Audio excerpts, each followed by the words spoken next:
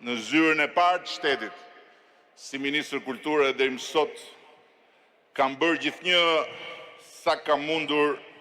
kundër pislëkut dhe për pastërtinë.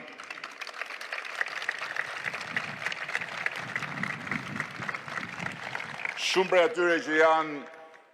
bulevard apo që i mbështesin nga rrjetet sociale janë shumë të rinj për ta kurtuar Tiranën e 25 vjetëve më parë, kur me Partinë Socialiste morën drejtimin e një kryeqyteti që kishte më shumë pemë të prera se sa pemë të mbjella. U them atyre sot se 90% e pemëve që shohin në rrugët e Tiranës, nga Buzët e Lanës, në Laprak, nga Kino Studio në Kombinat, e rrotull Unazës vjetër e kështu me radhë,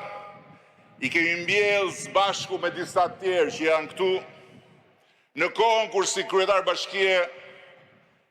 unë dola nga zyra duke lënë mbrapa 55.000 rrënjë, pemësh dhe shkuresh dekorative të mbjella në qytetin tonë. Shumë prej atyre pemëve shtatlarta kanë qenë fidan të mbjellë me sherr, pasi duheshin shkullur kioska, shëmbur ndërtime, zgjeruar trotuare dhe unifikuar katet e para të pallateve që ishin dyqane. Vetëm nga 2 skarpatet e Lanës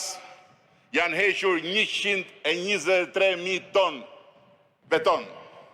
Gërmada godinash të palishme për të mbjellë të gjitha gjerdan të gjelbër Tiranës, i cili sot ka dhe 2 tunelet gjelbër, kur bashkohen kurorat e pemëve të rritura në anën tjetër të 2 akseve të Unazës. Ajo e epopes së rilindjes së Tiranës ka qenë një rrugë